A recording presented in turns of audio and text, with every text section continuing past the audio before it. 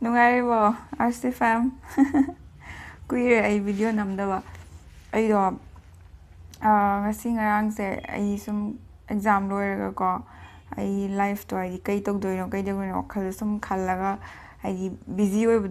haraga thabak chatlaga busy oiba nattaba sum kay togdoino ay settlement ama ay poloi ama tadabado hungra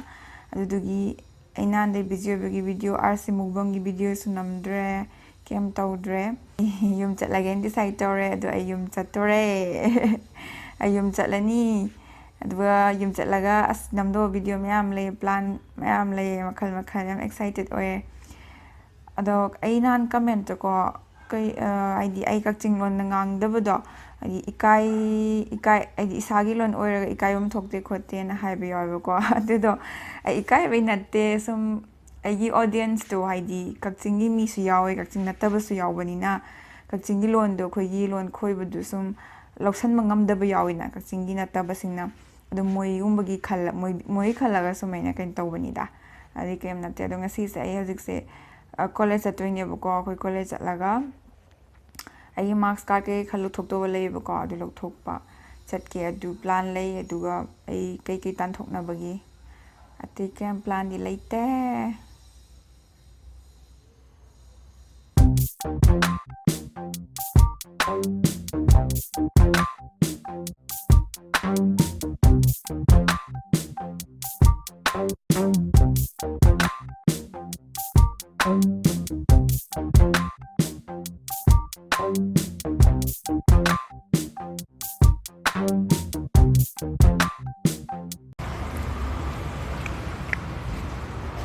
Khoi college yore khoi college hungbra ai room dagi minute manga bo phade am chinna e khong chatpada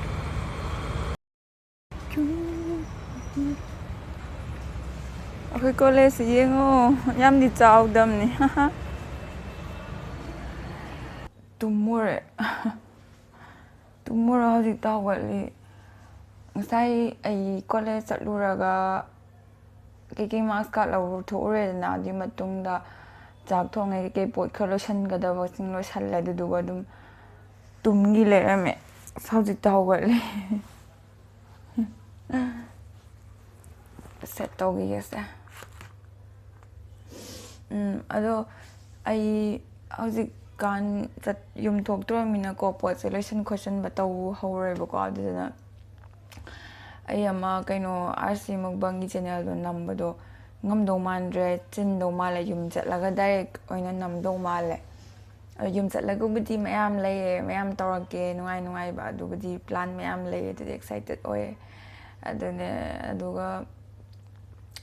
ay RC fam kakchingi gangbu ay yum chatkanda kakching imphal budi chawbani khangre kakching dadi pikpanina ko lamdo dum ai sak uragadi sak khangagadi ko sum thengnaraga dum kawro ko kemta hangoy power si paging togdo khra wali khra toksalui ge hamo ai hori chak thong balore chak charani duga tumani edit toram bane ngasi gi number gi matek khara edit tawe adu to edit toram bane loidi loire matek am khatane asima hana thau tho thamgi ge tawne ado ai blog se ngasi nungdang gi diste loisalani do sigi video gi blog sigi blog se hayeng amok makha chathagani do punna thagalakani ana mangpharo hayeng amok ayukta neresti hayeng di kai plan lay khara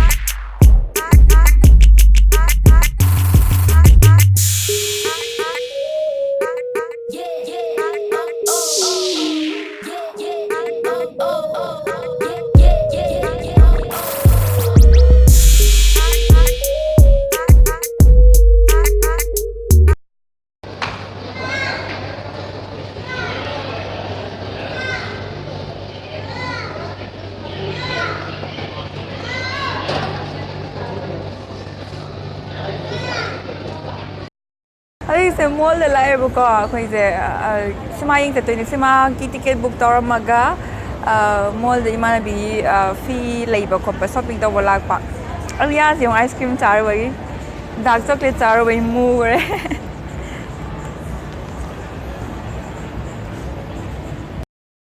shopping touba la emanabigi do namazi I need a cut please.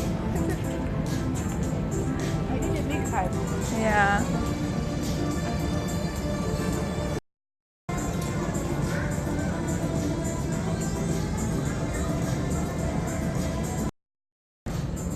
Fazadra I sum yengini I budi shopping tawroi bako sum emanabigi leibis I su apam magumba yardi leigena H&M nani Maman atawa nga ta leidog tal For these cords. You like that? Try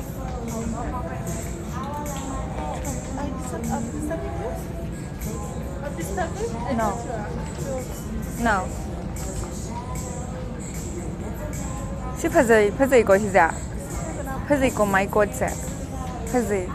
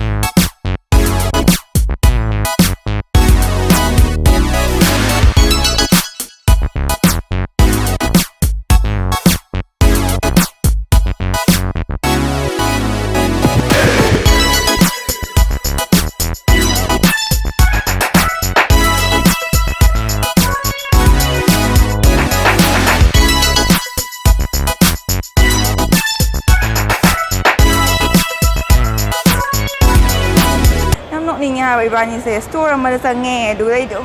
sangi se hangbra atai store amda nang hodre hai ba azi movie matam yoksal e hai ba chele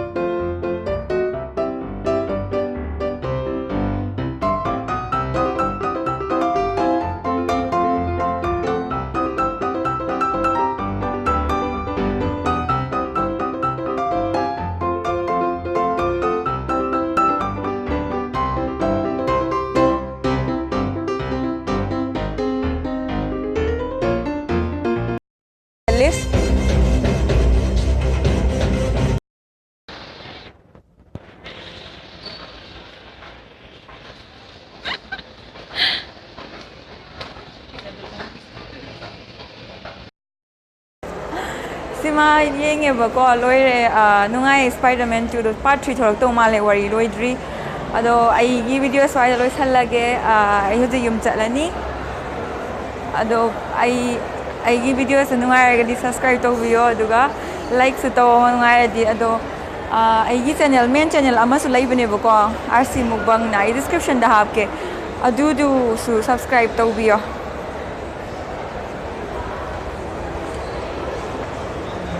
अदो ngasiगी oinadi loisalage swaida I video mangphoro nang tum masatlage